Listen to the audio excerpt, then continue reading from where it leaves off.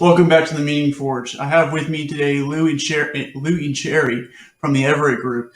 We also go back about a year or so ago. They started their own company for effective coaching, teaching, and speaking on the importance of personal growth and how it impacts our influence as leaders. With more than 4 decades of combined experience in training, coaching, and leadership, they have received through mostly known as through John Maxwell, Tony Robbins, Zig Ziglar, Brian Tracy, and Jack Canfield. Paul Martinelli, I'll have them correct me on that one, and are certified leadership coaches and corporate trainers. I'm pleased to announce that they have accepted the invitation to come into the Forge and share how they've made some meaning in their life. And this will be interesting because in this interview, we're interviewing 2 people. So it won't be twice as long, hopefully, but it will be interesting as one of the things that we'll be looking at is how 2 people can come together in a relationship as well. So, without any further ado, let's get into it.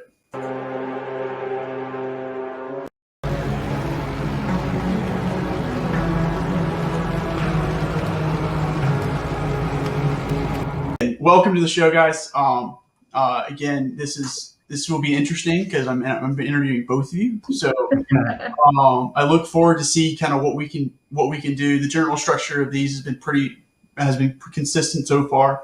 As you guys will tell your story of how you kind of found meaning and kind of like where you are today. And from there, we'll kind of talk about some of the connecting themes across that and then start diving into the icons and symbols associated with the Meaning Forge. Without any further ado, I guess before we get into this, what does this kind of mean to you guys? Or what do you think this would mean to you guys overall? Well, being here with you? Yeah.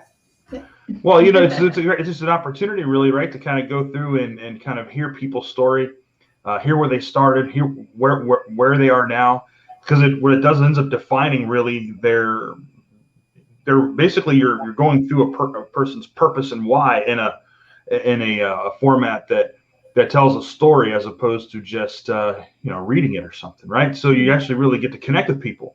So this is extremely valuable. Anything like this really can dig deep into what it is why do people do what they do as far as their company? What is it? Because we all have a story. We have a reason why we got where we are. And so a lot of times it's not pretty, at least parts of it. And that's really what guided us to where we are, right? So I think it's great. Yeah. Exactly. Well, without any further ado, then let's go ahead and get into your story, your guys' story. Mm-hmm. And Lou, if you talking too much, I'm going to get on you. And Sherri, if you start talking too much, I'm going to get on you too. So, you'll end up getting on me then, I'll guarantee it. All right, sure. Yeah, Sherri, why don't you tell your story there, and I can tell a little bit of mine and how it blends. How about that? All right. Well, really for my passion and why, what really it stemmed from was I was in the hospital in 2018. With a rare disease that cost me a life and death situation, and I was there for 10 days.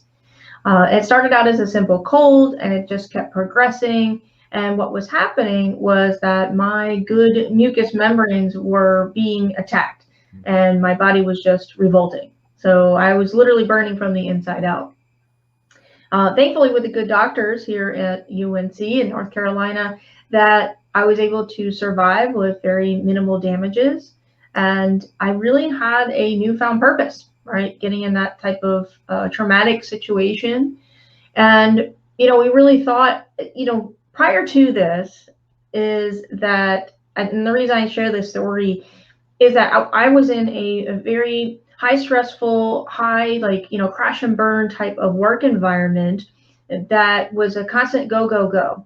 And that, being go-go was okay. I was used to that part of it, but, nobody really needs these expectations of working 70 plus hours a week or even verbal abuse. No one needs to be in that type of situation in a work environment. And, it was a situation where leadership at that time was more focused on the bottom line than they were valuing their employees anymore. Mm-hmm. And it didn't start out that way. And there's lots of folks, as we share this story, that have been something similar, or they know somebody of somebody that maybe they didn't end up in a hospital, but they do have some maybe mental health issues because of it. People have extreme anxiety and they get triggered. And that's, that is important to share, that as a leader in organizations, that, positional leadership does not work. and yes, we all need to make money at the end of the day. We get that. However, at what cost? And people are speaking up. People are not taking it anymore, and which they should be.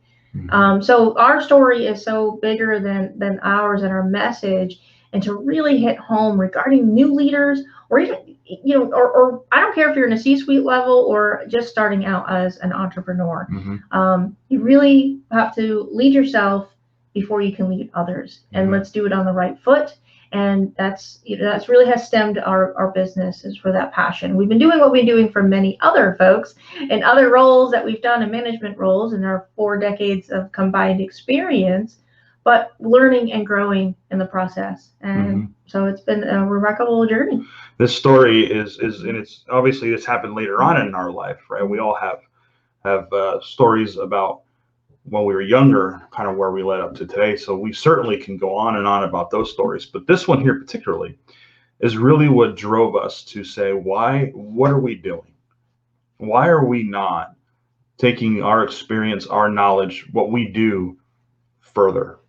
So that, and then that moment there is when we developed and we moved using the name of your podcast, where we forged ahead. We realized we've got to do something bigger, because leadership today is basically what one of our mentors calls it, leadership sad. And so our mission then was transformed. We realized we need to now transform today's leaders, because people are more valuable than the bottom line. So that is an abbreviated version of our story and where we are today and why we're here. And it's we're very glad to be here, Jim, and be able to share with you and your audience what it is that we do, why we do it. But that is our starting point. That is a critical moment where we realize we've got to do something bigger. So I guess Lou, from your side, I'm assuming you were deeply tied into with the UNC experience, the health crisis experience. Can you maybe elaborate a little bit on your perspective during that matter, and then why that's formative for you as well? Yeah. So Sherri, as she mentioned at one point, she was working for a department for this company as a sales manager, and she was managing a team of people. And there was, obviously when you're with Sherri and I are married, as you know, and we're business partners. And so you're very close to the situation. And so it was very obvious, and I was very aware, because I was very familiar with this company, because I was at the executive level in this company as well. And so I understood where her department was, the challenges that leadership team was facing, and the impact that it was having negatively on the people there, including Sherri. So Sherri got, and a lot of people were getting sick, because obviously the stress and the emotional distress that was happening was causing people to become physically ill and actually show that.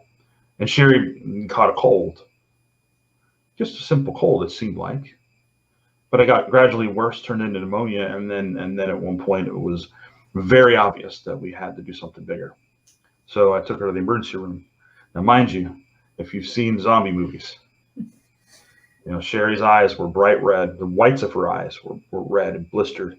The lips were red and blistered. She had a cough. She could barely breathe. Had to get her to the hospital. And then I didn't see her until they brought her, till I got there. So they had to take her off to the ambulance from the hospital we were at, because she had to be transferred to the burn center. Because this rare disease, they said, that's how we treat this, because your body's burning from the inside out. I never heard of this thing. Yeah. And obviously it was very concerning.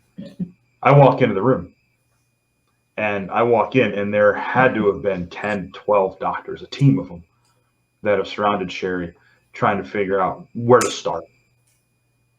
And throughout this process, okay, first of all, first thing I asked them was like, is she going to be okay? Is she going to live? And this was their response. We don't know. We don't know. This is so rare, we don't know. we just have to begin treating symptoms because there's no cure for this. We have to help the symptoms. They said that she could be here for 30 days. If she survives, she could be here for 60 days. We don't know. And so throughout the process of her being medicated and it literally, it got worse before it got better. Ended up on a feeding tube, needing to have procedures done on her eyes because to try to help save her eyesight, because the possibility is that she could have gone blind as well because of this. Now, mind you, during this process, Sherri is heavily medicated and hallucinates and is just not with us. She wasn't with me at all, and having to encounter watching this all happen. And then at some point, she started to get better. The doctors were just amazing at healing these symptoms. And as she began to get better, she became more aware and cognizant of what was going on. Now we got to work together again with the determination that we're going to get through this. I knew now at that moment, at one point, I would say probably a good, 7 days into it, when Sherri says, I'm out of here. I'm going to be out of here on the 10th day. That's what I'm doing. Right? That is exactly what she decided she wanted to do. And I tell you, I don't know about you, anyone who's married, you don't argue with your wife if she wants to get something done. And so Sherri is very determined. And sure enough, 10 days came. And Sherri sat on the edge of her bed and said, when can I get out of here? Now, mind you, again, she was on a feeding tube because she couldn't eat. By the time we left there, and I got before and after pictures, it's crazy how at one point the picture you look at is this person's dying. And that's what it looked like. The next picture, you see her eating food in the hospital bed. So the experience is something that I don't wish on anybody. When you're really in a situation where you're not sure what's going to happen, especially when it comes to life or death. And throughout that time, Jim, all I kept thinking in my head was, how is it that any leader or leadership team could not see that how they are leading their people is literally killing them? When Sherri came to, one of the first things we talked about was, what do we have to do to change this so that other people don't have to experience this? So that is my point of view from the other side of the bed. Yeah.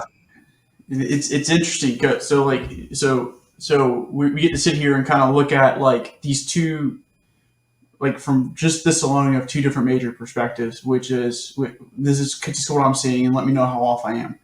Right. So there's these two major perspectives. There's Sherri's perspective, which is like, it's easy to kind of see what the causes were, and then going through that is rough. And then your perspective, which is from the executive level, is like going, this is not satisfactory because it happened to you, like literally within a close circle of you. It wasn't some other employee of, like something like that. It was your wife, and it had a significant meaning behind that. Mm-hmm. So then you guys decide to start the journey for the Lou Everett Group right then and there. What were you starting to pull in to start this process? Well, the great thing about it is we had already business had already started. Yeah, ironically, just prior to my experience, is that we were starting to build, and we're both entrepreneurs at heart. So we were actually starting to build a company already. And so I'll let you continue, that's but okay. It's just that it's that really springboarded, mm-hmm. I guess you say, the mission and purpose. Yeah, that's what really mm-hmm. emphasized in a big way that first of all we made the right decision on starting our business, and we were also accurate as to the mission.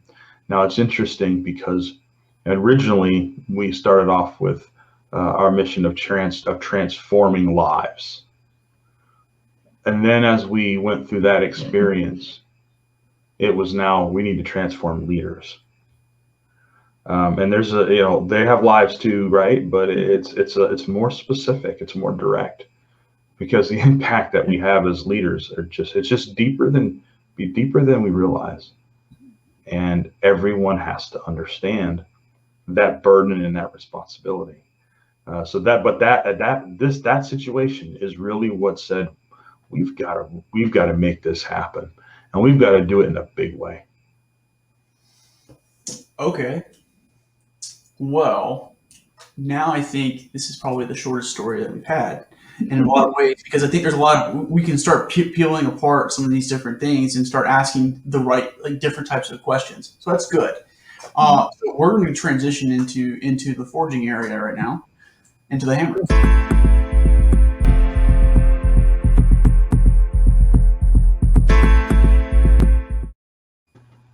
Okay, so as you start to forge this company together, there's two things I kind of would like to kind of ask. The first question is, what materials did you bring to the forge to start, creating this new thing that you were making? And I guess we'll start there, and then we'll get into the next question.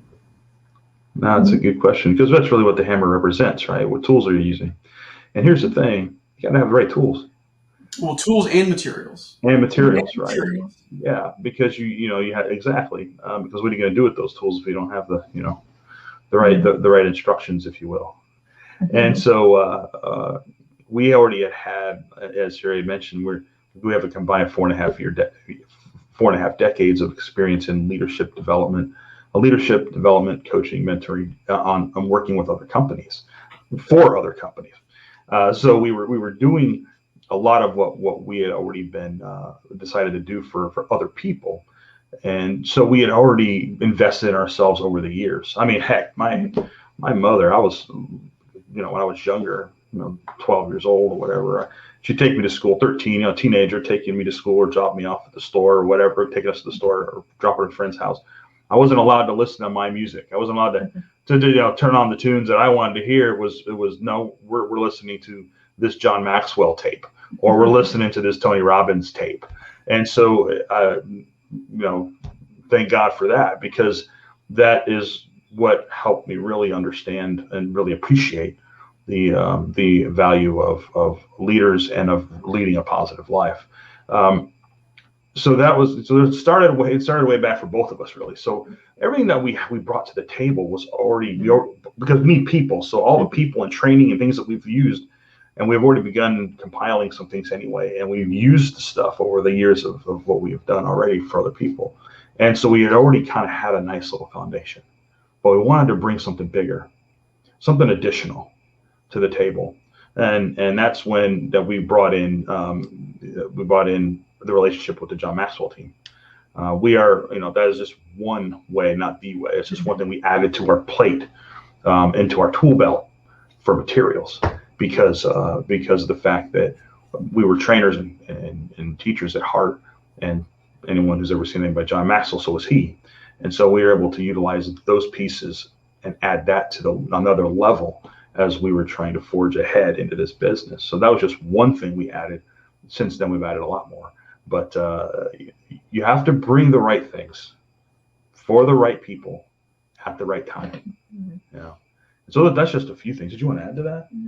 Well, I think I can even go one deeper as far as for me, after that experience, I really need to do more personal development, even though I've done it most of my life, but not to the deeper level that it should have been. And I knew it, but it just takes a shake-up experience to really think things through and be like, you know what, now is the time. Let's dive in a little. Now I have the space. That let's dive into more personal development, because there's so much more that I could be helping more people, but I have to know myself more, and in order to give more to people. You got to grow yourself, right? Yeah. And that's true. That's a big one that we bring to that we have. You have to bring to the table anytime that you're helping people, is you got to help yourself first. So that development is huge, and it's a consistent, constant thing. And we work on that every day. So that has to be part of that material, that tool, that you're using anytime that you're working with people or being successful in business. What do you think is the most important of those two tools, or of those materials that you're bringing in? Because you're bringing in self development and you're bringing in leader development. So like there's an external and an internal here. So which is the most important? And if people were to choose something to do Where to first, start? what should they choose? It all starts with us. It all Yeah. starts with you. Okay, that is, we've developed a proprietary leadership system called empowerment leadership. It starts with an M, empowerment leadership, and that M means me. Starts there, ends there. So anybody who wants to start somewhere, it has to start with you. Yeah, So that makes that's the valuable tool that we bring for ourselves is we have to develop us. That is the biggest thing and the most important out of anything. You can bring all material you want externally, but if you don't have, but you can only give at the limit of your own growth, right, Jim? And so if you're not growing yourself, you can make believe you're giving stuff, but you're really not giving anything because you haven't reached that level yet. yeah, that's yeah. I get that because like, there's a limitation, there's a ceiling, and like you can only just because I know something doesn't mean I understand it. Right. In a lot of ways. Right. So if that's the case, then because we're all human, we also bring in the wrong materials. What have been Sure. some of the wrong materials that you've brought in? And we'll get into that as well a little later. But what are some of the wrong materials for your forging journey so far? Listening to the wrong people. Ooh. Mm-hmm. Listening to the wrong people. Yeah. You see, Jim Rohn states that you are the average of the 5 people you spend most of your time with. And that's a big lesson to learn and a hard one to learn if you don't learn it quick. It's who you listen to, who you bring into your life, right? I mean, we all want an empowered future, right, Jim? And that empowered future is created by us. We have to create that. I mean, there's a higher power. If you believe in a higher power, the higher powers exist. But we have to create that. Our future is there. Our empowered future is there. We've got to create what that looks like.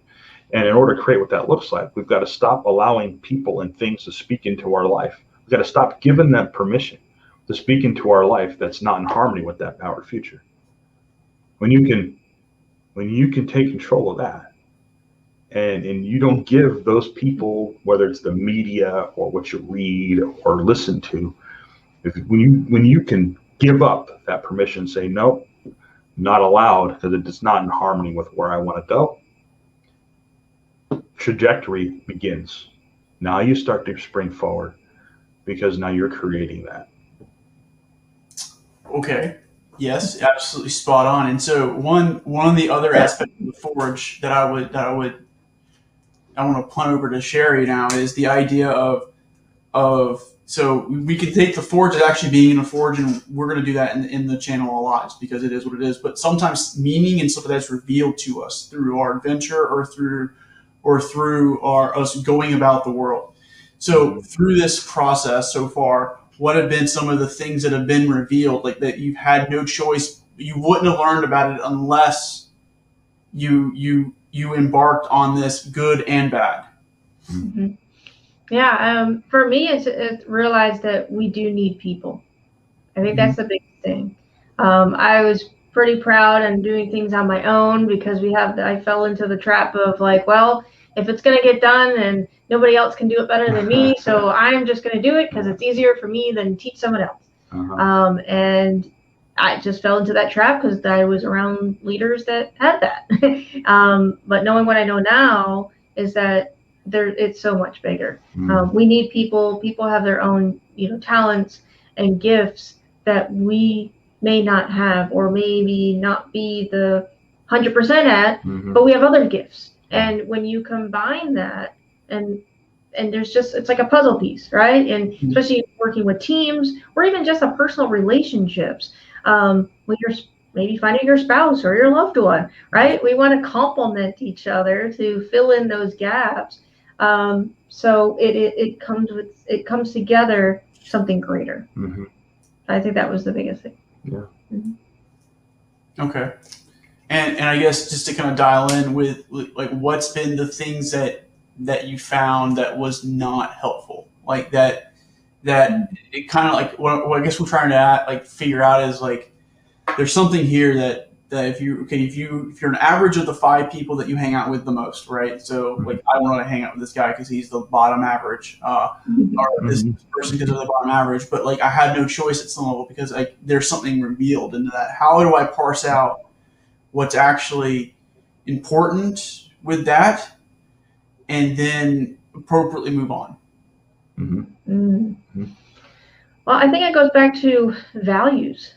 You know, once you find your own values, and when you talk to people, when you surround yourself with people, you know, your gut speaks. You have to listen to your gut.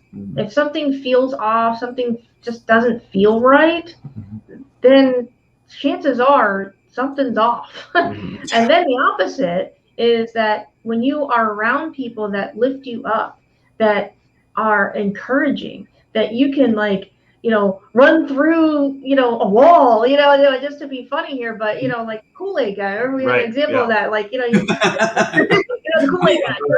Around you, I just want to break through a wall. Break through a wall. And you want to do something, want action in a positive manner.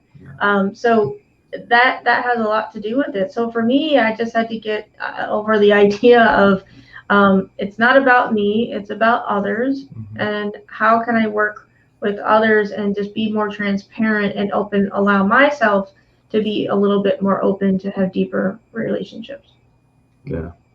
Okay, so I guess before we move away from the hammer, what is there anything you'd like to add concerning making and revealing? Let's call it meaning in this regard, and in some things. I'll just add this: that everything that you do reveals something. That's just life, right? Unless we do one thing, we don't move. If a mentor of ours has a phrase, and he says, "Success happens where you step, not where you stand." Right? Because if you stand because it's safe, it's comfortable, you're not going to learn much. You step, which means movement, which means action. That's what you're going to learn, and you're going to learn the failures. You're going to take away experiences that wasn't a good experience, but then you know moving forward what not to do. So you learn from it, right? Yeah, you learn from it, and it's out of that comfort zone too. You know, so often we hear this all the time, and it's like, oh yeah, we've heard that, the comfort zone. Well, how well are you doing it? How well are you getting out of your comfort zone just a little bit to see the benefits that it can come for yourself and to even help more people? Ooh, okay. Well, without any further ado, let's go ahead and move into the sword. We're talking the sword now.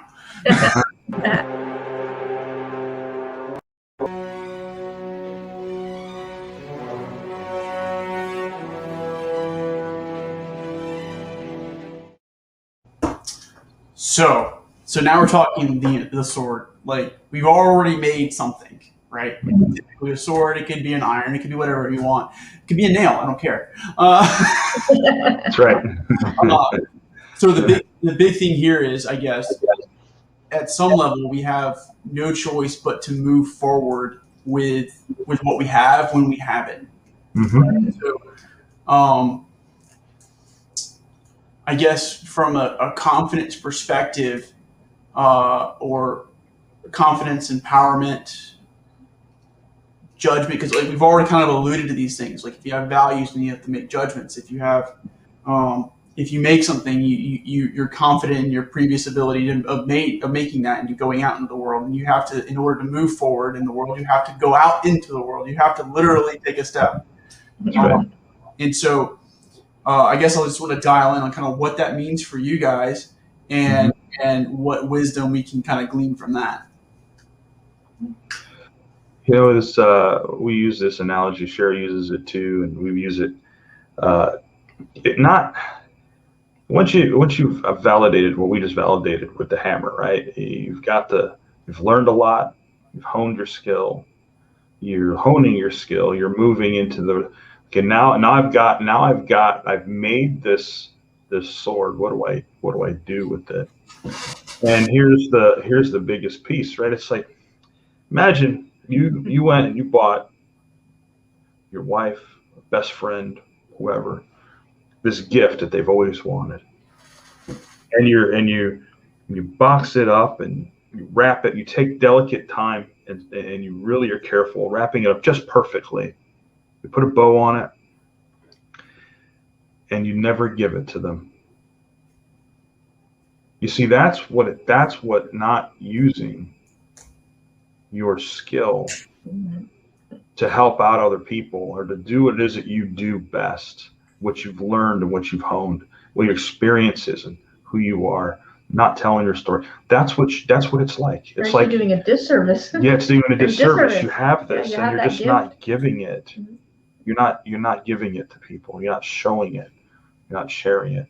So it's extremely important. Now, when we get to that point, is okay. Now, what do I do with this sword? Because you can do many things with a sword, right? You can use it for the good, and you can use it for the bad. And that's just a choice we have to make. Or we can choose not to use it at all, and it sits in the corner and collects dust. Okay. So here's what I would pose to you, right? So for me, if I could do this right with the symbology here, maybe one day, but not right now, is that sword remains sheathed, right? Mm-hmm. And in that, technically, you could say that I'm doing nothing with the sword, but I am, because I've made it. I'm carrying it with me. It's a symbol of my confidence, right? And moving through the world moving through the uncertain world. So what I would say is, and what I pose is, do we use the sword the right way? And I would really like to elaborate a little bit more on good and bad and what we think that looks like. Sure. In regards to how we use it. Yeah. You want me to take it? Yeah. Well, let's take that sheathed sword for a minute. You said something very, very clearly here, that you're holding. It's with you. You're holding on to it. It's part of you now, and it's there when you need to use it. Right? Now, it's like our experiences. We carry our experiences with us. Mm-hmm. We carry the good. We carry the bad. We carry the ugly. We carry our story with us till the day we die. Now, when you pull that sword out of that sheath, what do you, for your experiences, we'll use that, like pull out, you're using that tool now, using that, more of a tool, you're using that weapon because your experiences, your knowledge, and all of you bring to the table can be used as a weapon for good or for bad. Well, in my experience, we've got leadership coaches, leadership trainers, and there's so many people that do this. You've got this knowledge, you've got this experience, you've got this way to connect with people and give them value.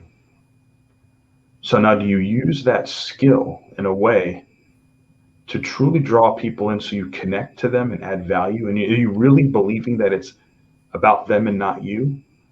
Or are you using that sword to draw them in and not really have that value in that person and taking advantage of who they are?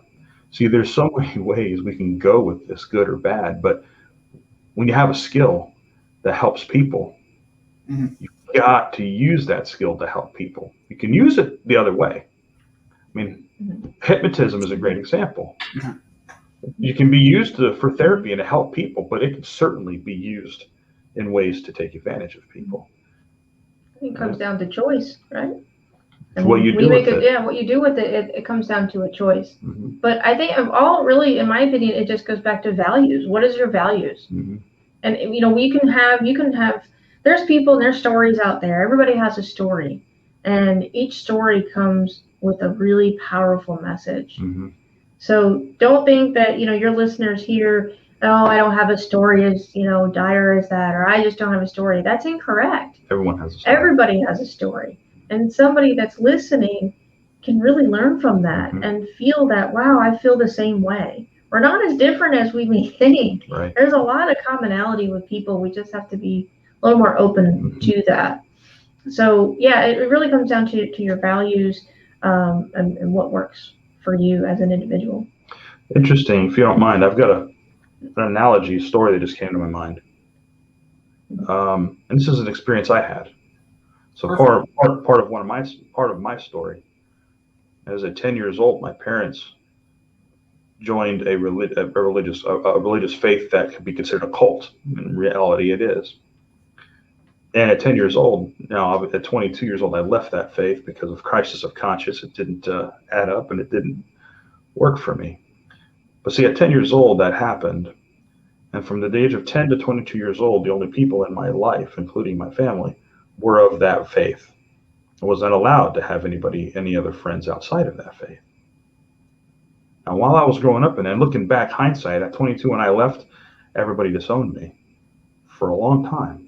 And my parents we're now, our family's kind of, that's all been reconciled, and things are very different now in a great way. But I bring this up because in hindsight, when I left, and one of the things I realized and I saw happening there, so I'm talking about the sword here, so bear with me. We're getting, I'm bringing it in. You're good. You're good. You're good.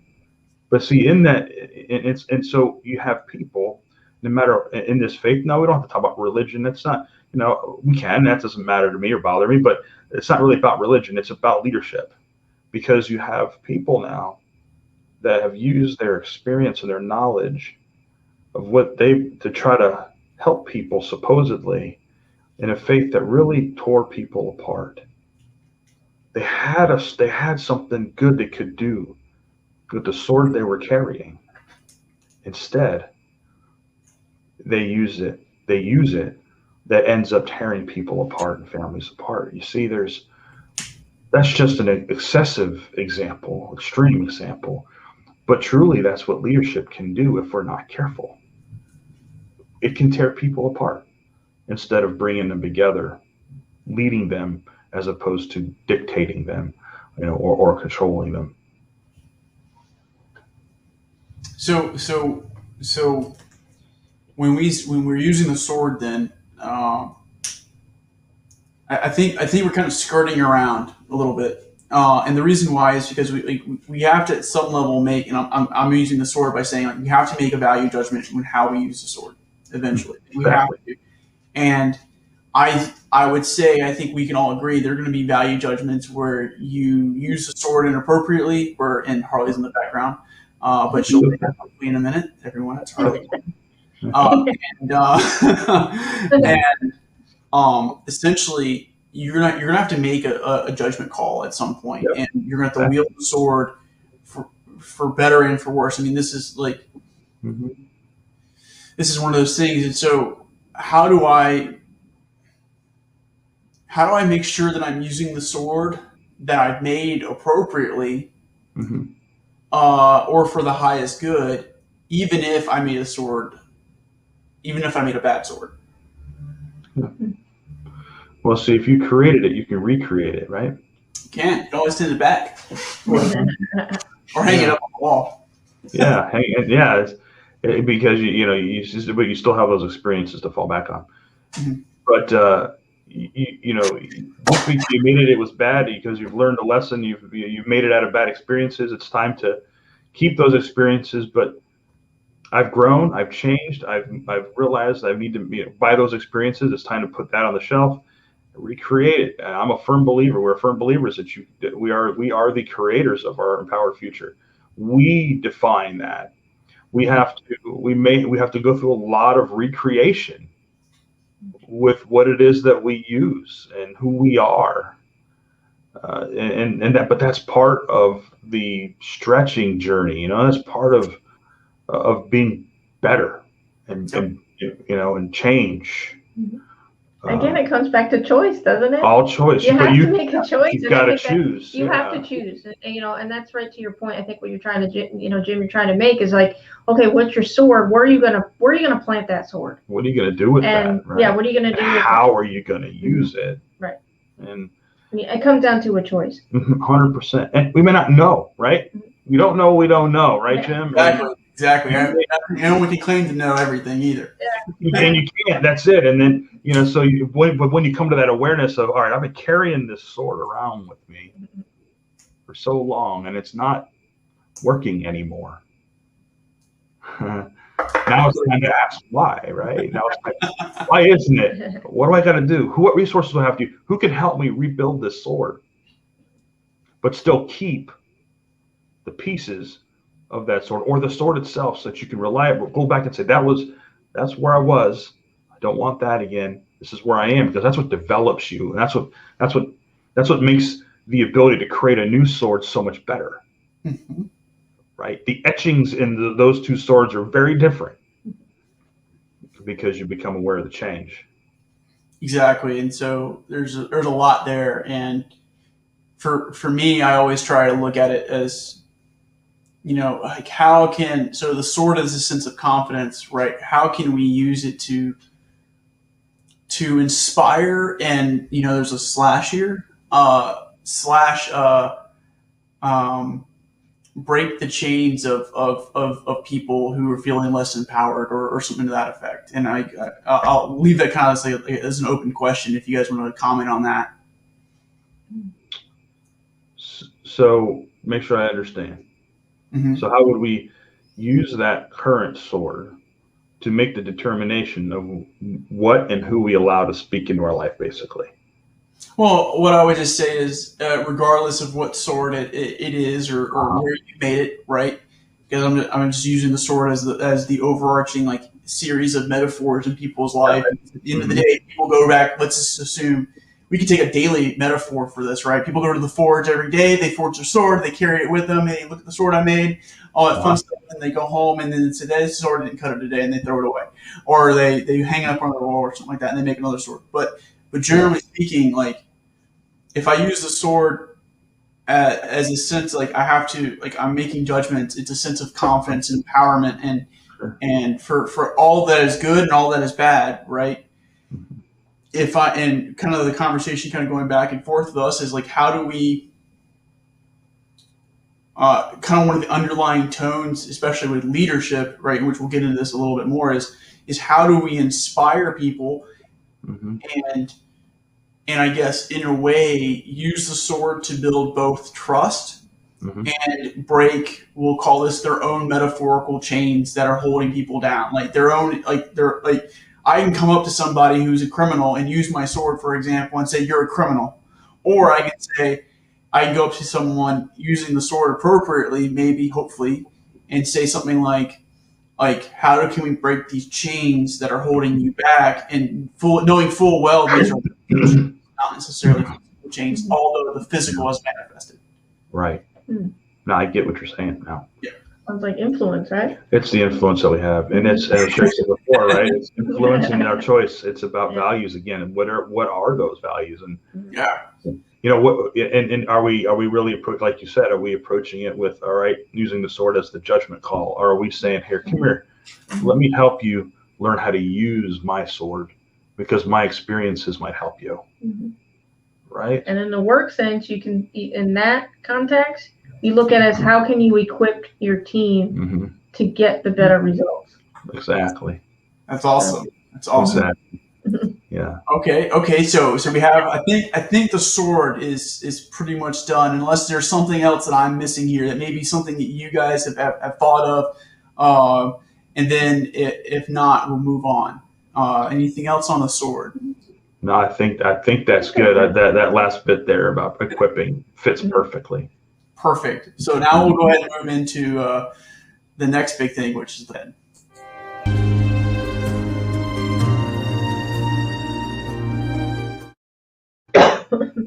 All right. So typically the pen is representative of what we write, or what we write, and what we share with others, and what we read. And just to kind of give a quick recap here, we've kind of talked a little bit about the pen in some regards, because the pen and the sword can be made of the same material. If you're picking up what I'm putting down. Yeah. And that being said, that sword that you discarded or doesn't work anymore can also serve as a pen. Anyway, so what do you guys? Where? I guess I'll open the floor up. Where do you guys want to initially start with this idea? And again, it's legacy. It's what you read. It's what you write. It's what you share with people. Yeah.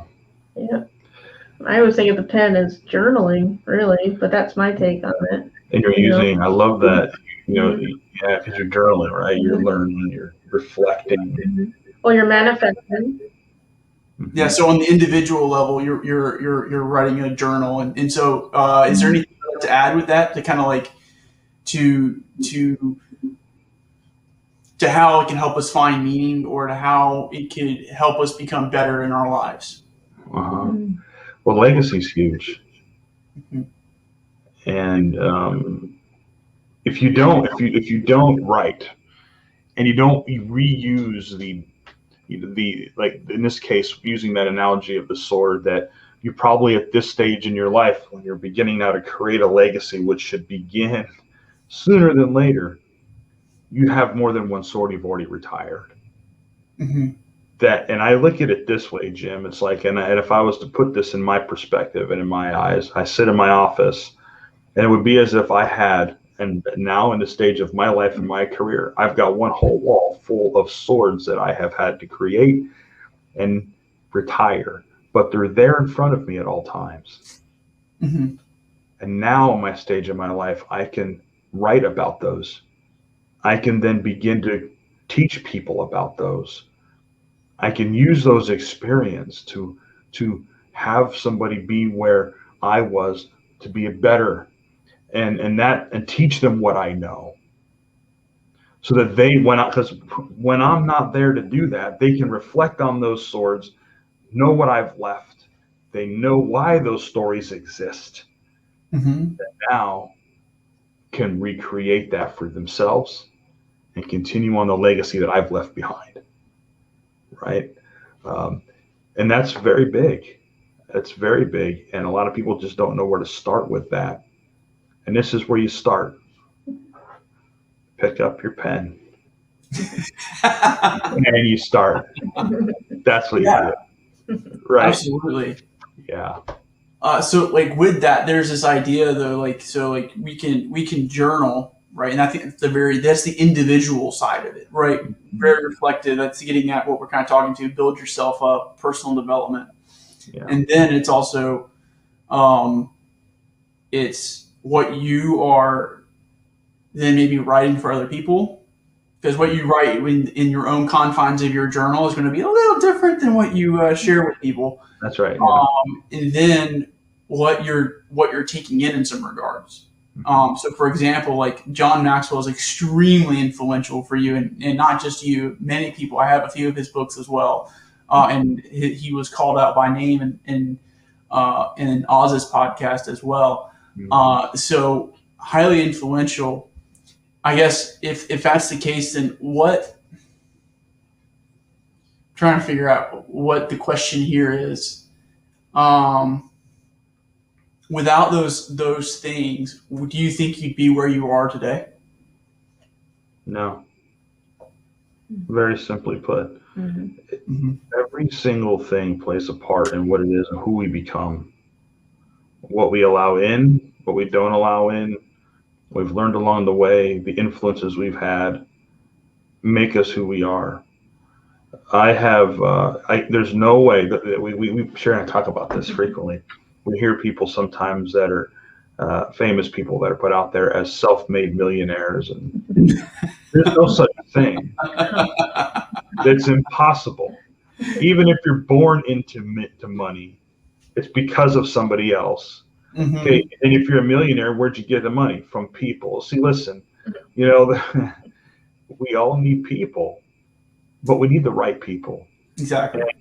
You know, and it's those right people that we have brought into our life, that speak into our life, helps us become better people, Yeah. better business people, better servants of other people. So I owe a lot to a lot of people, and but that's what legacy is all about. It's about someone. What are they going to say at your funeral, right? That's the question you need to ask. Mm-hmm. At my funeral, what are people going to say? What do you want them to say?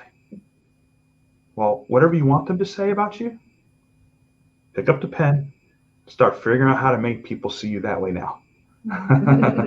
Because that's a legacy right there. And how you make people feel is really the memorable, Mm-hmm. you know. And I love the quote, By John Maxwell. It's always in front of me, and leaders touch a heart before they ask for a hand. Mm-hmm. And it's really how you make people feel. Yep. Yeah, and so with this idea, like we have to. There's a lot. There is in some ways there's not a lot, and there is a lot going on here because like you kind of start to see that cyclical portion, right? Like I can't go make a sword without reading. I can't or developing myself. Well, typically how do you develop yourself is you read a book, right? Or you listen to other people and you're contributing appropriately that way. And so we're kind of generating this cyclical way of or mode of being. Right.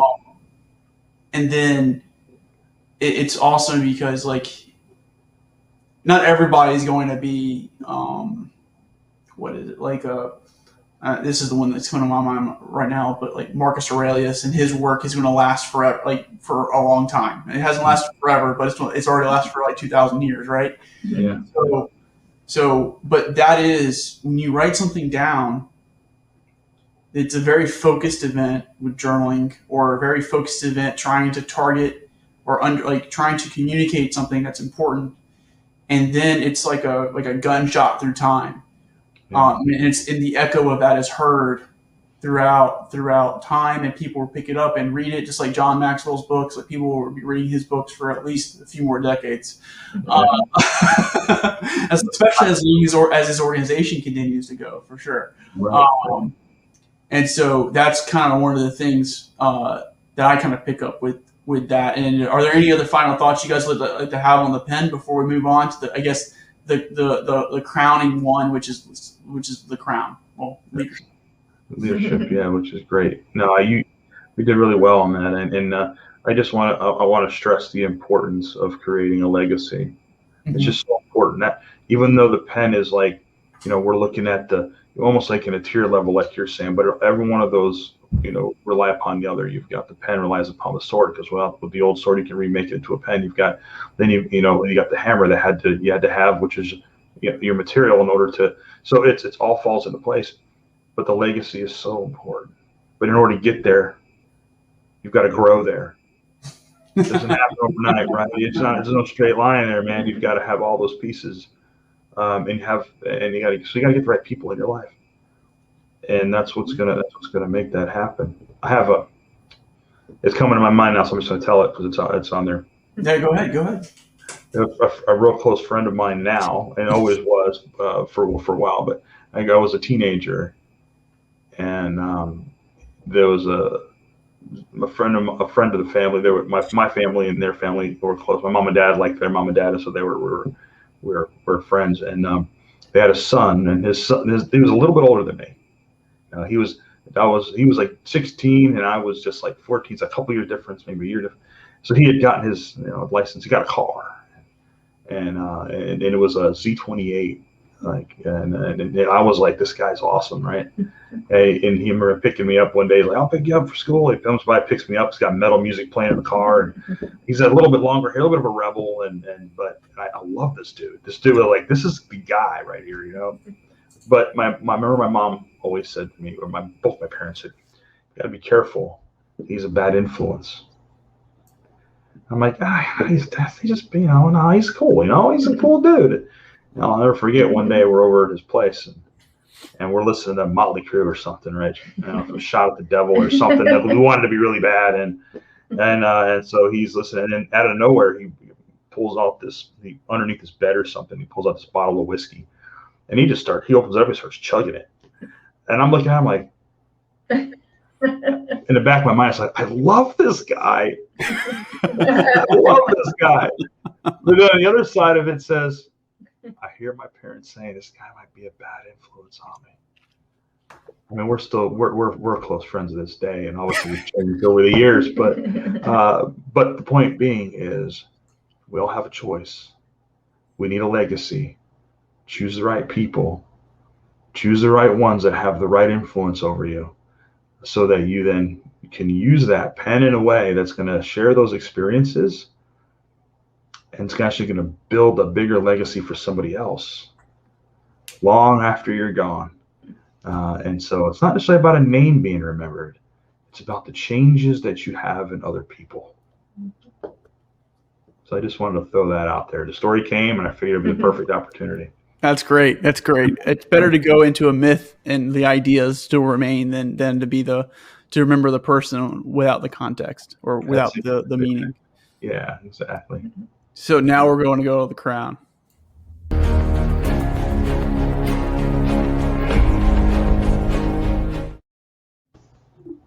Okay, so the crown. It is the binding agent / the place where everything is just kind of stored. It's the easiest way because you can make a little tripod on it and it can all stay up, just like everything. So there's that. In that, there's this idea of self-leadership and leading others, right? And I think at some level, and I think we can both agree, they're at some level both intertwined. We'll call it that.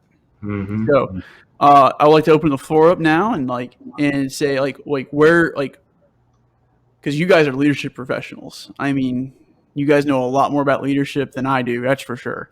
And so I can learn a lot from you too. I'm sure of it. So leading yourself, I guess we can start there, and keep in mind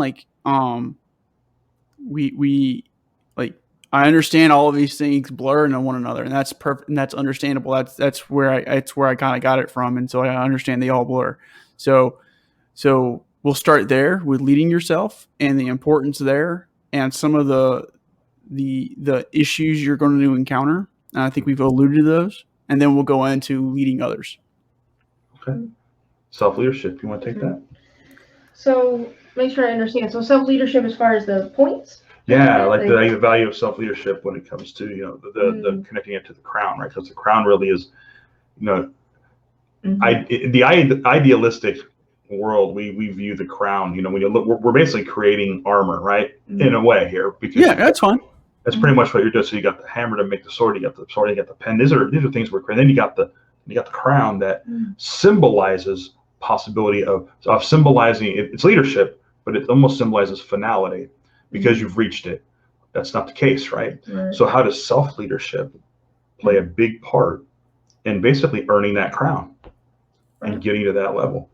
Well, the self-leadership, through my experience and what we've experienced together, it all goes back to you can't lead others without leading yourself first. Mm-hmm. It really does. It sounds so simple, but it's so true. Mm-hmm. But the thing is, it's like, okay, we're talking about this. But what about action? You can talk about this, but now what's the actions? Mm-hmm. So let's focus on that. What kind of action steps that your listeners can do is like, okay, we talked about this. Well, now what? Okay. Mm-hmm. Well, I don't have any mentors, or I don't know. I got to get a new crowd of people because they're not really doing it for me. Yeah. I don't feel uplifting when I walk away or being with them. Mm-hmm. So what do? I remember feeling that way. I'm like, I don't know. Like, how do I start? Right. Well, start by reading. Start by reading with some of the, at least on the audiobooks. Audiobooks. That's right. Audiobooks. You're not a reader. Right, Audible, one free book a month. Yeah. That's it. Yeah. That's it. You get one book a month. That's 12. Hashtag please be my sponsor. That's right. That's right. But even and then I think of as an excuse of I don't have the funds, but no, that you go to the library and there's audio and there's online, so you don't even have to leave your house. I mean, I bet you money. You say you don't have money, but you're going to spend a $5 Starbucks coffee every day. Yeah. You can certainly invest in yourself a little bit. So I think as an action step, when we walk away on the self-development, self-leading, is to start with a book, start with an audio, and that would be your first action step. Is to really engulf in some content that's going to speak into your mind and start flossing your mind, as one of our leaders said. Mind floss. We are what we eat on the physical sense. Well, we are what we read and we put in our mind. Yeah. Oh man. Sometimes we got to clear out the little, the little extra pieces that we have to get rid of because we've just learned something new that's going to have to remove that stuff. It's self-leadership, right? Not Shelf leadership. Right. Okay, you don't put it on the shelf, you use it. Yeah. You know, that's what we got to do. Yeah. And you know, and you don't have to sit there and read everything in context. I mean, again, our mentor says, learn a little bit, do a little bit. Yeah. Learn a little bit, and then Mhm. share it. It goes Yeah. back to the present. It goes back to you have this beautiful present, and then you don't give it away. Right. Why do that? Yeah. Learn, and we learn better when we learn something, and then turn around and be like, hey, can I share this with you? Or Mhm. have you thought about this? And then when you start teaching it to others, even if it's just, a concept or something new, Yeah. then the grooves in your mind, it sticks. Yeah. It really does. Yeah. I think that's a great action step for anyone here is to start there. You got to start with you. You got to lead yourself before you can lead other people. And unfortunately, that's a big challenge or downfall to some leaders that are striving to be successful or brand new leaders in a leadership role. Is that, where do I start? What do I do? It's like, well, what are you doing for you first? Yeah. That's that we got to start at the root of what other people are going to be connected to. See, influence is about them doing what you ask them to do because they want to do it, not because they have to do it. That's what influence really is all about. And in order for that to really happen, you've got to connect with them. You got to be that example. You've got to show them that I'm investing in myself. Yeah, I make mistakes. I fail. But this is what I did to get there. Then people are going to want to. They're going to want to say, can you help me? What can I do? They're going to come to you for those things. And that's what you want as a leader. It all starts with you. That's great. And so I just want to dial in on this because one of the things with the crown is it's freaking heavy, right? It's very heavy. It's very heavy. There's a lot of responsibility there. Mm-hmm. And I don't want to shy away from, like, it's great that we can talk about like the feel good aspect of leadership and the feel good aspect of some of these things. But at the end of the day, like, you're going to go through some experiences that suck. Yeah. And so for a young leader, I guess, how do you prepare them for those experiences? Like, how do you prepare them to confront themselves? Because that's who they're going to confront most likely is first themselves and then their employee. Right. Well, leadership is a big responsibility, and it's sometimes, sometimes it's a burden. It truly is a burden, and it's not. It's really not. I know for me, as a short story, is with my leaders I was in the resort industry. I'm a recreation major, and thankfully they were great leaders. But looking at them, and there was another job I was with that I thought, going out to the golf course and having a fancy vehicle and leaving in the afternoon was a symbol of leadership. That was a symbol of leadership. You tell everybody else what to do. And, little do you know. Yeah, and then it looked fantastic. It looked like not to say those are bad. Those are great things. Perks. There's just some perks. Yeah. But it's a price or perks, right? I get to pay the price of that's another topic, but pay the price of that. But so I fell in the trap. I'm like, well, I thought that was leadership. That you can tell everybody else what to do, and you just go off half the day and be done with it. But that's like what you're trying to avoid, though, because you're transforming leaders from that positional type of power to this future where I guess they do take on responsibility. That's right, and that's exactly right. And as a young leader or new leader, right? This is the first step, Jim. Don't promote people a leader unless they have the qualities of a leader. Leadership is learned. It's not something that you're born with. People say this all the time. You're a natural born leader. No, nobody is. The baby's not going to come out with the sword and the pen and the crown. It's not going to work. It doesn't happen that way. It takes generations for that to happen, right? Sometimes, right? You have qualities, right, that you can carry on as a leader, but that leadership is learned.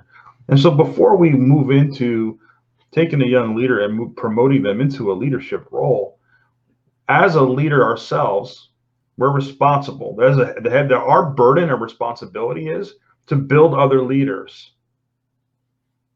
That's our job. is to build other leaders and to lead in a way that people will follow us because they want to. Not necessarily leadership positions, building leaders to lead themselves, to lead what they do, lead their peers together. If we can't take and invest the effort, time, and resources necessary to equip that person that we're moving to a leadership role to be a solid, successful leader, and we can't take the time to mentor them and to train them, we're doing our job wrong. We are not equipping them at all. We're setting them up from a leadership perspective. Yeah, you're spot on. Like from an external to an internal, right? So, but what I would pose is, how do we prepare people to be? How do we prepare the individual to act out that responsibility? Like how do we prepare them and empower them to do that? I mean, I don't know if it's as simple as just reading a book sometimes. It's not. It's not to that level. That's a great start internally. But then as a leader role, then that's where they need to step in to guide them. And then it's okay to have outside coaches. It's okay to have more than one coach. And that goes back to, we need people. Yeah. Don't be so proud and the ego to say, well, I know everything. I'm just going to, do everything myself. Well, that'll get you so far. You're going to, as a leader, you're still stomping out your own fires all day long. And how do you have the time to really focus on that individual or team to build on their strengths or even pull out strengths that they don't even see yet? Right. So how can you designate that time when you're too busy over here? Yeah. Right. Too busy in the weeds. Yeah. That's why there's people like us in the world to help, to guide, and ease a little bit of that burden, but then give that leader the tools and the resources so they can do it themselves. Yeah. You see, there's no leadership playbook. Right. No, there's not really. No, there's not. There isn't. No. I mean, it's a trial by fire. It's a trial by fire situation. Done that. And you get brought in. Hey, you get an opportunity. Like, oh man. I mean, I remember my very first management role back when I was 17 and a half or whatever in a music store. I was like, ooh, I made management. I had no idea what it meant to influence people in a way that get things done. You see, we can't hand somebody a book and say, read this book. That's what leadership's about, when they haven't even experienced the other level. Right. It's like feeding pizza to a baby. Right. You don't feed pizza to a 2-month-old baby. Actually, less than that. I mean, you could, but it's not going to do well. A newborn baby. You just can't. Do that. And the reason you can't is because they're not ready. There's what if they're Italian? What's that? Yeah. But see, the reason is because they don't. There's certain things that they're not ready for, right? The baby doesn't have teeth yet. The baby's can't digest it. I mean, there's just so many things. So you've got to start somewhere. Handing them a book doesn't work. Remember back, I forget how many years ago it was now, maybe 2010, something like that. I bought this grill, and you had to put it together yourself. Now, mind you, this wasn't just a small grill. Okay, this was the double grill. One side was propane, the other side was charcoal. And instead of me saying I'll pay the extra for them to build it for me and bring it over, no, I'm going to build it myself. Have I ever built that grill before? Never. So I get it home, and it's, take all the pieces out, and it's all over my living room floor. And I get this booklet out, which is about the size of a manual for a car. And I'm thinking, so I open it up, and I'm reading through it, and okay, all these parts. I'm reading through how to do it first, and okay, all right. Now, do I know how to build the grill yet? No, because I haven't done it. I've never done it before. So what do? I start building the grill in my living room. Sherri's in the corner. And how many times did I get frustrated building this grill because I had never built this grill before? Made mistakes, put the part on the wrong place and whatever, right? And I finally get it all together, which took me probably a good 8 hours of my day. And there's always the infinite pieces. And then there's like, wait a minute, I got a piece left. That's all right, it'll work, right? But the grill's done, and I had it, and I brought it outside, and I sat back like, man, all right, I I did it. Yeah. Now, how much better would it have been if I had somebody right there with me that I've built this grill before, not once, not twice, maybe more than once. If I had the people that designed the grill right there even to show me how, walk me how, these are the tools you need, show you how to use them as I was building the grill. Do you think it would have taken me 8 hours to build that grill? Probably not. And I wouldn't nearly have made as many mistakes or said as many words, choice words that I did. You see, and that's what it is. That's what it's like to be a leader. We need to develop them. A new leader needs to be developed. We can't expect that they're going to be promoted to that level. And you can promote them as they're developing, but you have to understand that. That is our responsibility and burden as a leader. When we take that responsibility, we accept that role. Mm-hmm. We accept that is one piece of that puzzle we accept. When we develop that person, we have to understand they're going to fail. They're going to make mistakes. They're going to put the part in the wrong. They're going to put the piece on the wrong part. You know, we may have to help them restructure it and mentor them and teach them. And we got to guide them and mentor them along the way if they're coachable. Here's the thing. The problem today is, Jim, it doesn't happen that well today in many companies. What ends up happening is we promote a new leader because they were a good performer, not necessarily a good leader because we haven't really seen that yet because they haven't done it. Then 6 months later, we're pulling them in the office and firing them because they didn't perform the way we expected them to perform. But how can they? When we never taught them. We never equipped them to do something they've never done before. So it took me 8 hours to build a grill. It's going to take them a little while to really understand the value of what leadership's about to do their job. We have to understand that. Yeah, and it may take them several different attempts at being a leader to get it right. Even then, you're not going to get it right. Right, exactly. There's always it's kind of like the catch-22 with it. So I guess with that too is like, I mean, what do we say to somebody who doesn't have the? Because I think it was funny because you said that there's already a problem that we're promoting people based off performance. They're becoming these people. They're becoming these leaders. And let's just say that I've been promoted and I have no good mentorship. And let's just make it even harder. I have no access to Lou and Sherri because the company says no, right? Like from a consultant's perspective. So like, what's my next steps? You go to the Everett and you read some of our stuff there and learn from it. Any site for that matter. You get to know us, right? There you go. There's always available. You talk to somebody else. Wouldn't you say? I mean, there's always somebody better than us, and we need them to be because that's who we learn from. Yep. And so, hey, you know what? I know Jim over there. He's actually been in this leadership role before, and he's now at this level. I bet you I can rely upon Jim. Get connect with people of like-mindedness, and ask for help. Learn from them.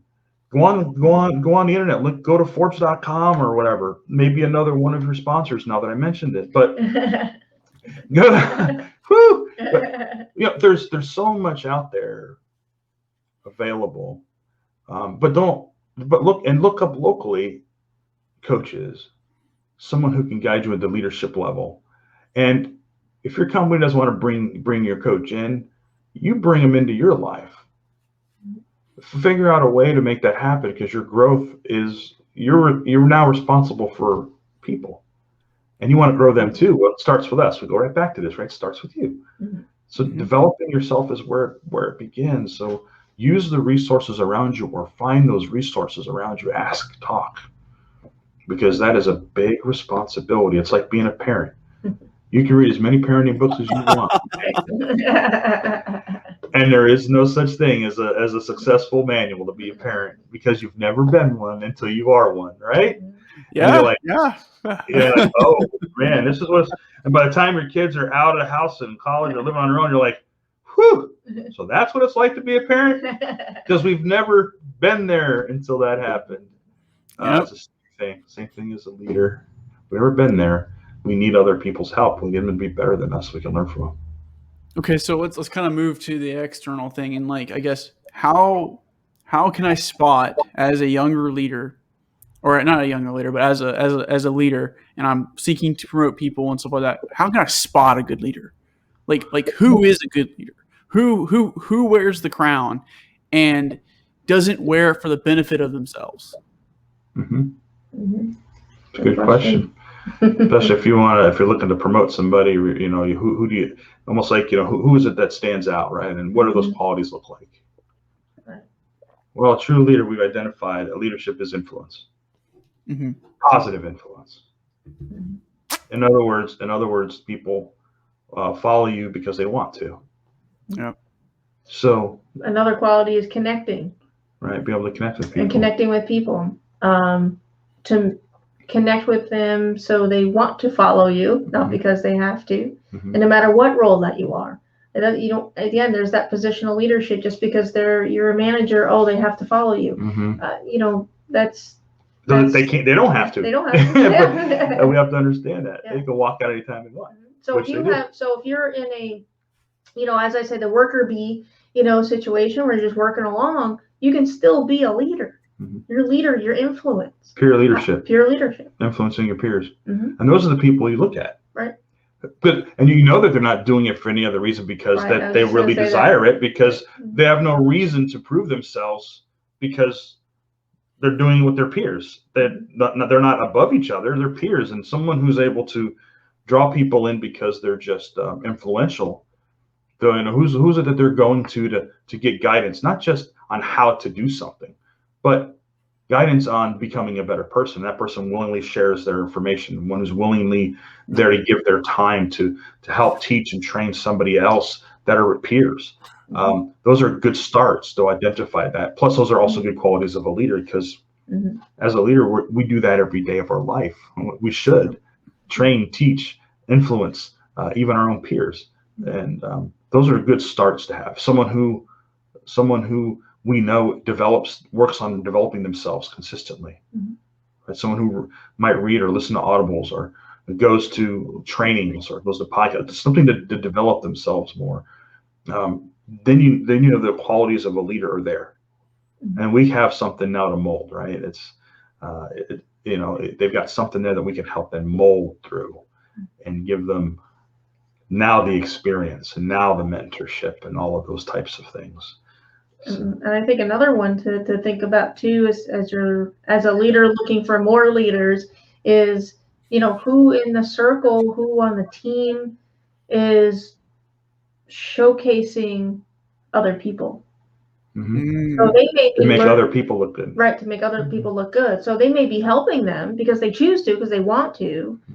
But then when it comes to that person to shine, that's all them. Right. Has nothing. Yeah, I was a part of that. You know, or they, you know, I've seen this in my, you know, work environments where person was just like, well, I did that. I'm the one that showed them everything they knew, you know. Well, you know, that's nice. That's good. They get that ego in check. But there's the ego. So when they get that ego in check, someone who doesn't have that ego in check, you know, because otherwise, if they're able to do that, what Sherri just said, and give props to other people and make people look good and give them kudos, even though they probably deserved kudos as well. Maybe even be the first ones to say, hey, everybody, you'll never believe so-and-so got this done, and this was, and they didn't, they're not getting any praise for it. That is a good quality, because then otherwise, if it was the opposite, and they were like the other one person that Sherri was talking about, hey, I did that, how come I'm not getting credit? You move them into the leadership role, the ego takes over. And now we all have ego, but it'll take over for someone who's not developed in that level. Something about absolute power corrupts absolutely, right? It does. Now, it sounds like that's the ego problem, right? That's an illusion. Sure of ego. Yep. Right. The way to use that crown, you got to watch that crown, because that crown can be on different. Keep in mind, that crown doesn't have. It can be on straight. It can be over a little crooked after a night on town, you know, and not really doing things. Yeah, so it's all how you wear it too, not just having it, you know. I want to clarify ego too, because I had a recent conversation with someone, and sometimes we think ego is a negative. It's not, and it's not. There's put it, right? Pieces of that, and that drive of the ego, that is fantastic. That is a good thing. But we're talking about the ego where it can come and it can sabotage. Mm-hmm. So there's that fine line. The imbalance. The imbalance, and it can be corrupted. Again, it's a choice, but it really boils down to awareness. Mm-hmm. So I think us, educating what you're doing here, Jim, and just having people on like us someone will see this for the first time and be like, wow, I didn't think of that. Right. Exactly. And there's the awareness. Right. That's it. Well, see, it's okay to say, you know what, I'm great at what I do. I'm the expert in my space. That's not ego. That's truth, right? Mm-hmm. I'll be the first one to tell you that Sherri and I are experts in what we do. We're amazing at what it is that we do, but it's because of results, because of people and their results and what we found that they said about us. That's okay, but we're also going to understand there's people that are better than us, and we want to learn from those people, and we want to learn from them. And that just because we're all in the same space doesn't mean that we're competition either. Ego can really control that if you let it. And keeping that in check as a leader is difficult because you're in a position wherever you are, and you can let that position take over your ego, and now it becomes more of a detriment to you and your team and your company. The bottom line will suffer, I will promise you. At some point, the bottom line in a company will suffer if you let your ego get in the way. There are no bad teams, only bad leaders. 100% agree. 100% agree. So before we close, I'm sorry. Go ahead. No, as I said, people don't leave jobs; they leave bad bosses. They leave bad bosses. That's true too. Or bad leaders. Bad leaders. You shouldn't be a boss anyway. Yeah. I just think it's funny that people put, and maybe you guys have a comment on this too, because I think it's definitely related. Like, people put so much emphasis on like the systems and Lean Six, for example, which it dawned on me. There was talking with one of my former commanders, one of my former Eagle Sixes. He's like, I hate Lean Six Sigma, and I was like, okay, why? Because I hated it too, but for different reasons. And he's like, it turns people into machines, and like that's wow. I'm like, yeah, like that's appropriate because like what's going on there, and of course there's I'm sorry to the Lean Six Sigma professionals out there. Just take it as a grain of salt. It's just a critique. We understand the importance of DMAIC. Trust me. It's just one of those things that we become over reliant on the systems, and then the system fails us, or we get too good at making a machine, and then we wonder why we can't be resilient, for example. That's it. I agree with that 100%. Now, I've got some background and some certifications in Lean Six Sigma too, and I'm not offended at all because in reality, it's not the system that's the problem. It's how you use the system that's the problem, and what your expectations are of the system that's the problem. I'm not saying that there's bad systems out there, because there are bad systems, but that's not the point. Is how you use the system, right? It goes back around to how you use the tool. How do you use the sword? And yes, we have to be careful. We don't want machines for people. Yeah. Machines break down. Mm-hmm. We want people to carry a legacy. Machines can't do that. They come and they go. They get upgraded. And so we can't do that to our people. You can't. You got to develop it. And I love this mentality. I'm saying this facetiously because I don't love this mentality, but the mentality is, when you become a leader, many times, not everybody, but a lot of times, this is what we hear a lot. Become a leader. Now you've got this control, and now I want to replicate myself in other people. I want them to be me because I did it. Remember, you're being promoted based on performance, so of course you want them to be you because you performed, and you want to get those numbers up, right? The numbers. That's what creates machines. Because you're creating in people a focus on something else other than leading themselves and being a successful leader, and that's the detriment. We're using the system in the wrong way. Absolutely. And that's what the leadership playbook needs to be. This old quote unquote leadership playbook of 1950s needs to be burned alive, because it doesn't work anymore. It's time for us to get out of the positional style leadership and understand that there's an empowerment behind influencing those around us. Yeah. Yeah, absolutely. And to talk about some of the things, right? So like we want people to be individuals in these things, I think. And if you haven't read Young, by the way, I think you'd like him. Oh, yeah, I love Carl Jung. Carl Jung. Love it. Carl Jung has some really good stuff, and like it was funny you were talking about the ego. It's like, yep, that's the ego stuff right there. So, and then there's also some other stuff in regards to becoming individuals versus becoming a part of the mass, right? Becoming a part of the machine. It's quite interesting, and the only way I think that you can really, and I'd love to hear your guys' opinion on this as well. The only way I think you can innovate is if you have people who, people who are individuals, because innovation is a symptom of a process of bringing people together. Yeah, I agree. I mean, you become a leader. To be honest with you, truly, we become, when you're moved into a leadership role or you are a leader, you're not a leader because of how much you know. You're a leader for how you're able to influence people to use what they know. That's what it is. There's no way in the world there's any leader ever been in existence on this planet Earth that knew more than anybody else in the world. It's impossible. And the reason that they were in those that were really good, successful leaders that people looked up to, and we still hear about them and talk about them today because of it, it's because of the people they surrounded themselves with and they learned from. Yeah. That's what made them a successful leader. They weren't successful on the independent dictator style leaders of our world. Frankly, are terrible.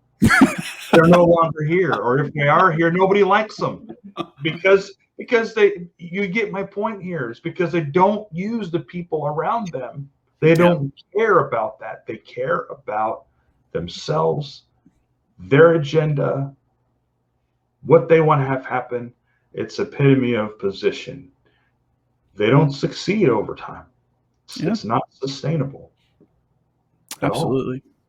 Absolutely. There's just so many things there. So, but I guess before we close, I guess the first question of two, or one's not really a question, but it's more like you get to have the reins for a few moments.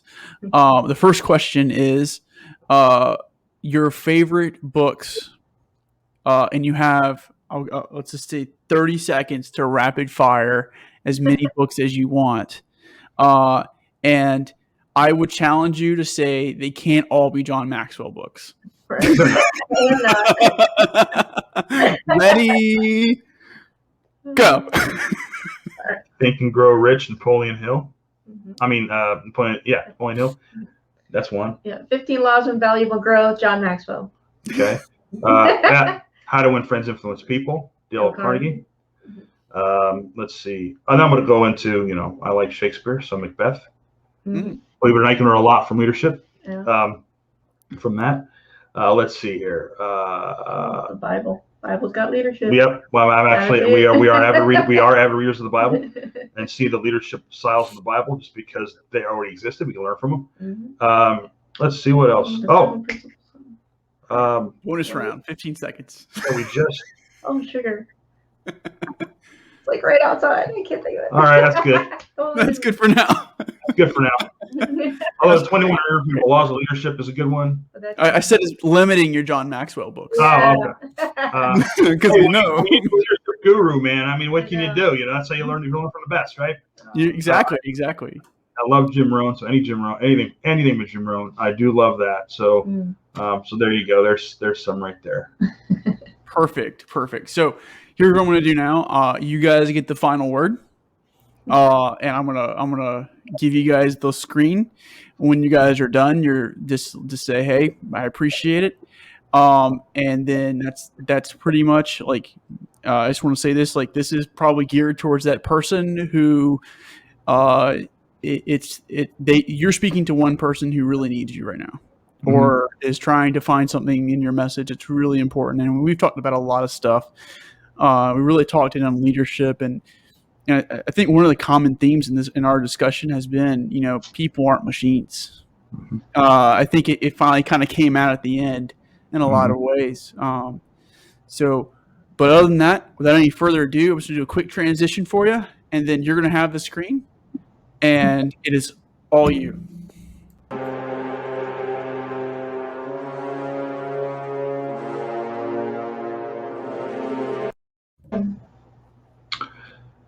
This has been great. Yeah, absolutely. Thank you so much. Yeah. What we want to do is just kind of, now that all this, then you got all this have spinning in your head of everything we talked about today on leadership. But I'll just ask you a question. Have you been, or are you in a space right now, in a position where you are being led in a way that makes you want to be a leader, or are you being led in a way that wants you to run away from it? Are you in a toxic environment, where you hate getting up and going because you don't want to work with that leader? Well, here's the thing. As we talked about today, it all starts with you. It all starts with you. We all have a choice. And to be a successful leader, it all starts with influence. How do you influence your people? And you say, well, I'm not really in a leadership role right now, but I want to be. That's okay. Lead where you are. Peer leadership is so important in order to lead in a larger level. When you can lead your peers and those that you work with in a way that they want to follow you, see, they don't have to, but they want to, that is how you learn to be a successful leader, because it's about them. It's not about you. So I would encourage you to reach out to us, reach out to anyone who can assist you to really develop you in your leadership ability, leadership skills, hone those in, to be that soundboard so that you can become successful. See, we all need people better than us. Let us be those people to help you. We are there for you. And I will say this one thing. Again, be empowered. It starts with you. Leadership is influence, nothing more, nothing less.